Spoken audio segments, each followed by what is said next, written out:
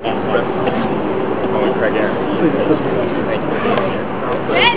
Okay!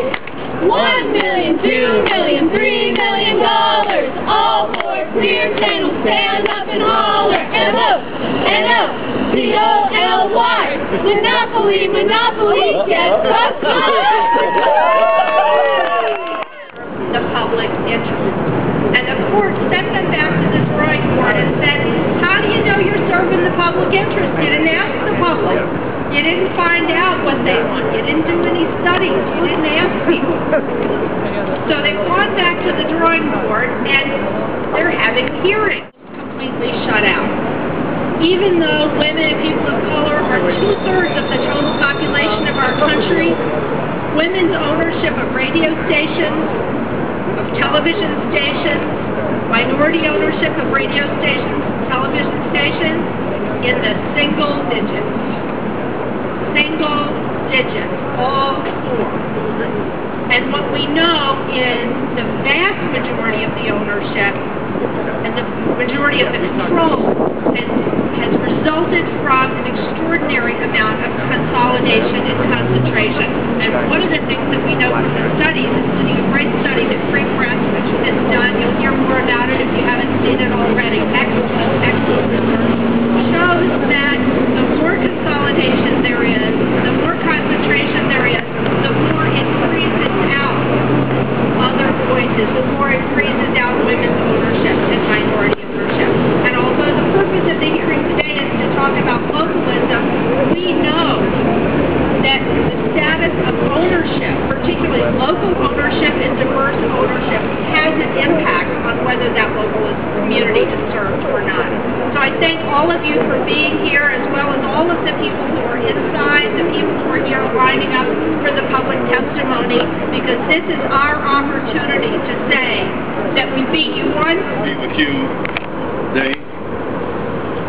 I've said on many occasions it's more significant to have 50 people in the FCC hearing than 5,000 in another cabinet meeting down the street. Because what comes into view will determine the shape what we see and do not see for the rest of our lives. We're taught that the best things in life are free. One of those is the airwaves. We've sold them. Worse than that, we've sold them to too few people, and therefore too much control of the outcome of what we see. In some senses, what we do not see diminishes our humanity, diminishes what we respond to.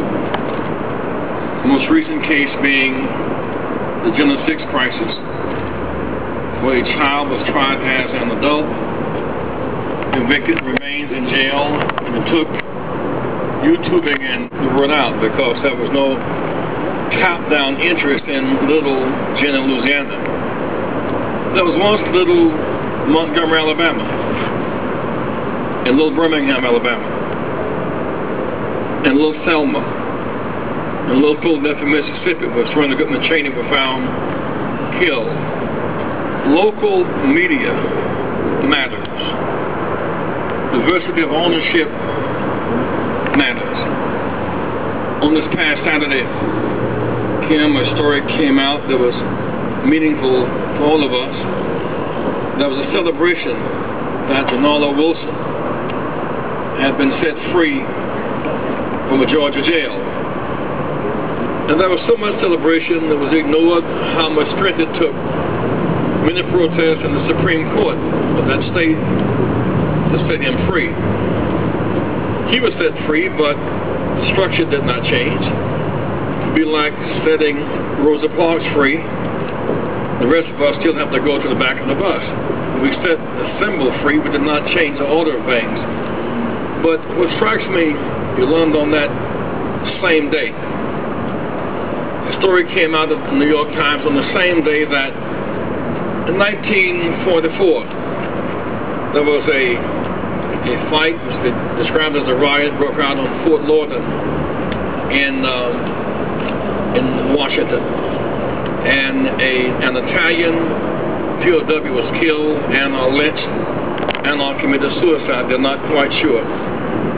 But then a young Leon Jaworski was a prosecutor, and he tried 28 black soldiers, and all of them were condemned, convicted, court-martialed, served time in jail, 1 to 12 years, and given dishonorable discharges.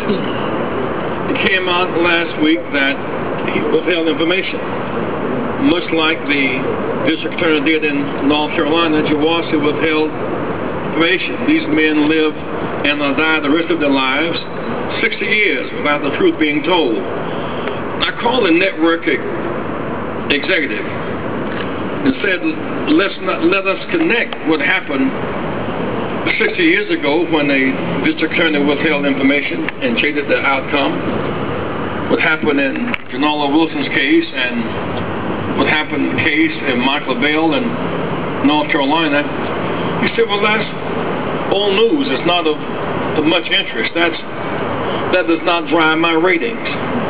How can one not connect what happened to African-American soldiers to a prisoner of war, and they're being falsely condemned, convicted, and living the rest of their lives without honorable discharges?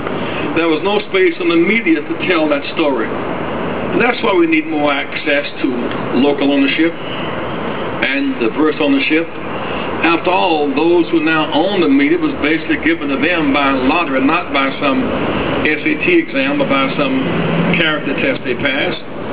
When the government developed the science of radio, it was given out on an unfair basis, white males only. And then TV in 1948, by extension, white males only. And cable in 72, if you could buy the infrastructure, the same basic extension.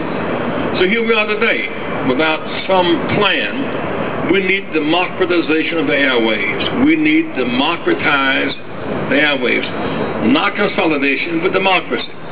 The irony is that the same people who are against federal intervention, they want local control, they want states' rights. When it comes to media, they want intervention, and they want they want control up top. We want a bottom up. Let our voices be heard. Let our voices be heard. Let our voices be heard. Too few people own too much media. Too few people own too much media. We need democratization, not consolidation. Democratization, not consolidation. And lastly, I do want to say on this serious proposal acquisition of XM, that transaction is now structured to extend the monopoly. We, in fact, did not support that proposition. We simply want to say that whether it's XM or whether it's Sirius, we, in fact, are serious about Sirius. We're serious about XM. We're serious about more ownership and broader base. I want to thank Free Press. Give Free Press a big hand. You've done such a great job. And I look forward to the coming days. We were able to have an FCDC hearing at Rainbow Push in Chicago a few weeks ago. And now we're here today. And my sense is there's an attempt to run through a consolidation today in anticipation that the government will change leadership on next year. There's an attempt to rush through. We want the diversity panel on it. A broad base of us must be able to make input. They should not use 4 or 5 people today, indeed 3 people, to run through a game of monopoly that undermines our future. We want Mr. Edelstein and others of them, he is proposing, right, Yolanda? We want the commission today to honor the diversity panel, and let's keep marching and keep fighting until we have democracy of our airwaves. Thank you so very much. Freedom of speech. We are for our voices to be heard, not just in America, but across the globe. We are for a democracy that is for, with, and by the people. We are for media airwaves that are owned and controlled by and for the people. So, at the end of it all, what do we for? We are for freedom of speech. We are for freedom to own and operate and make sure that no one person can control our media. So let's make sure that we get in here and take care of business inside, make sure they understand that what's represented around this crowd is millions of American people say, you are not going to take our airwaves. Thank you so very much.